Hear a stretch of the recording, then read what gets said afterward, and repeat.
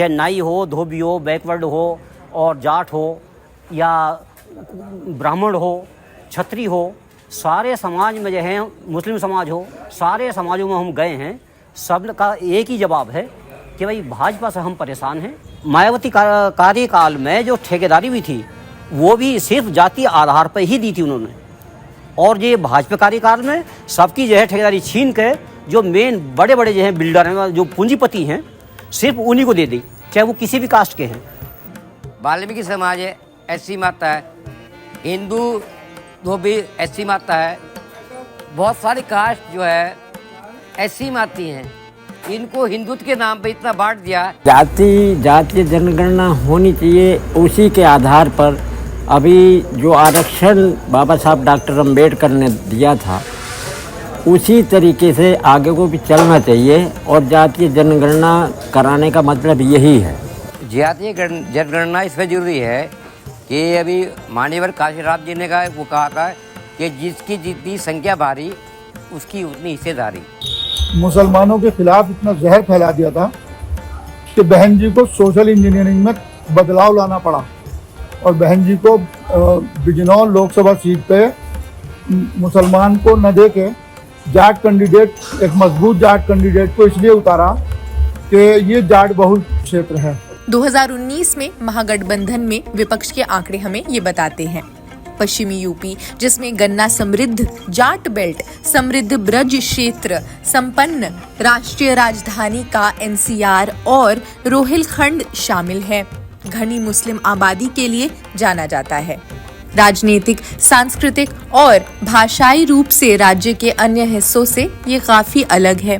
2013 के मुजफ्फरनगर सांप्रदायिक हिंसा और गैर यादव समुदायों के ध्रुवीकरण से उत्पन्न सांप्रदायिक भावनाओं पर भी सवार होकर 2014 के बाद भाजपा ने यहाँ चुनावी राजनीति पर अपना दबदबा बना लिया।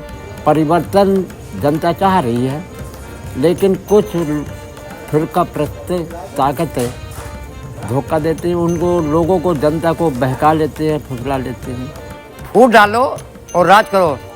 बाबा साहब अम्बेडकर साहब ने जितनी एससी कास्ट ऐसी समाज में दी थी, उसमें वाल्मीकि समाज था, हिंदू धोबी, इन महापा से फूट डाली इन्होंने। अगर मैं आपसे रोड की बात करूं, रोड की ये बात करते हैं कि हमने रोड बना दी, ये कर दिया, वो कर दिया। सर जो अभी बीजेपी हाल फिलहाल में सत्ता में थी, चांदपुर से आप मवाना जाओ, मात्र 10 किलोमीटर 12 किलोमीटर का रास्ता है, लेकिन उसे कवर करने में आपको 1 घंटा लगेगा। रीज़न, उसमें गाड़ी इतने गड्ढे हैं। जो लोग यहाँ रह रहे हैं उनके आप गाँव में जाके देखो, आज भी ईंटों के कच्चे खड़ंजे हैं क्षेत्र में, सरदारों के जत्थे हैं। उन लोगों के घर पे बरसात के टाइम पे ढूंगे तक पानी भर जा, जो लोग बेल्ट पहनते हैं यहाँ तक पानी भरता है।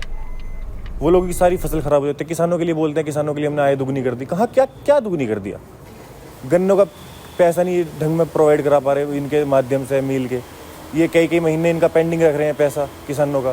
जाट वर्ग है जो उनके खास नेता हैं, 2-4 गिने चुने, 2-4% सिर्फ आरएलडी को वही सपोर्ट करेंगे, वरना ज़्यादातर जो है जाट समाज ये बीएसपी को जो है सपोर्ट करेगा यहाँ।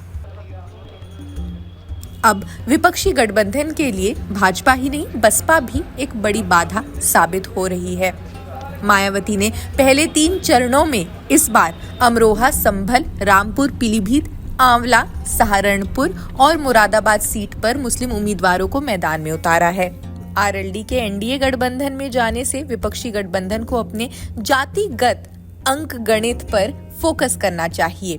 चौधरी चरण सिंह की आरएलडी को जाटों के बड़े वर्ग का समर्थन भी प्राप्त है। ये जाट बहुल क्षेत्र है, और जब जाट यहाँ साधन संपन्न कौम है, मजबूत कौम है बहुत। जब जाटों का समर्थन दलित मुस्लिम को मिलता है तो फिर वो डरते नहीं बिल्कुल। 89 में बहन जी पहली बार बिजनौर लोकसभा से सांसद बनी थी, यहीं से खाता खुला था बहुजन समाज पार्टी का।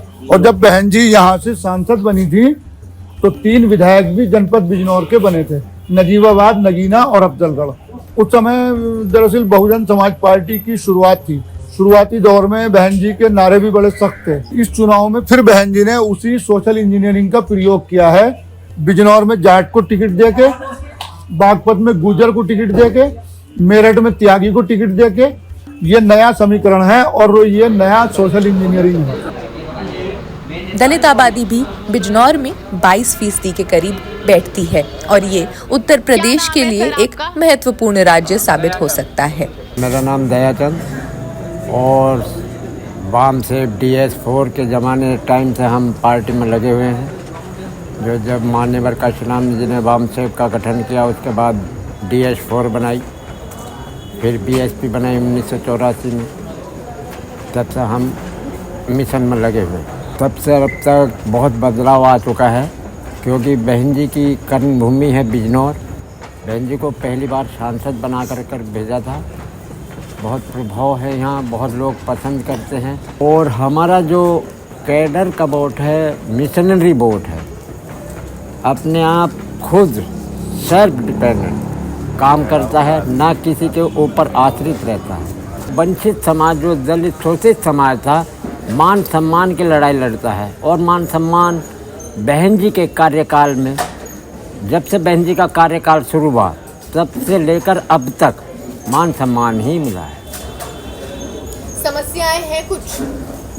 समस्या क्या है? समस्या सबसे पहले तो अब जो विपक्ष में, चाहे वो सत्ता पक्ष में कांग्रेस रही हो या BJP रही हो, बेरोजगारी चरम सीमा पर है। लोगों की आर्थिक स्थिति इतनी जो है नाजुक है, प्रत्येक समाज में सारे जो है कारोबार जो है वो ठप हैं।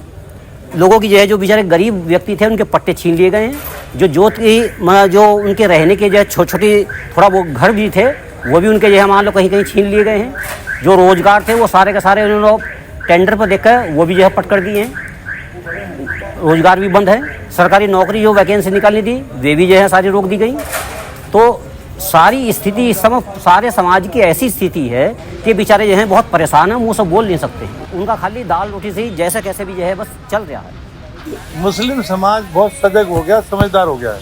वो अच्छी तरह जानता है कि BJP को जो हराएगा उसको वोट करेंगे। और आज की डेट में बहुजन समाज पार्टी एक ऐसी पार्टी है जिस बहुजन समाज पार्टी ने सभी वर्गों को प्रतिनिधित्व दिया है।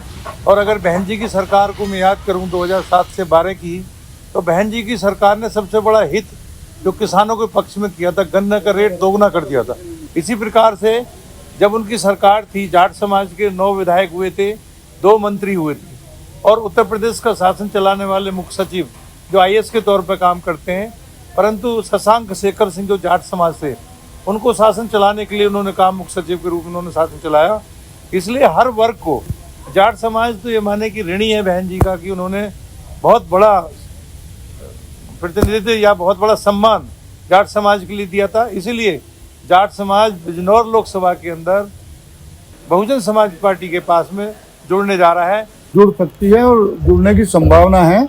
और जब चुनाव नतीजे आएंगे तो बहन जी जो हैं वो उन्हीं के साथ जाएंगी जो भाजपा को हराने वाली दल है।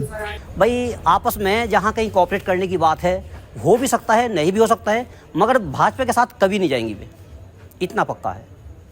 वे इंडिया गठबंधन के साथ में चुनाव के बाद जब चुनाव हो जाएं, वो भले ही तब जो है वो साथ एक दूसरे के आ जाएं, वरना वे भाजपा के साथ कभी नहीं जाएंगी, क्योंकि उनका एजेंडा एक अलग है और BSP का या इंडिया गठबंधन का एजेंडा एक अलग है।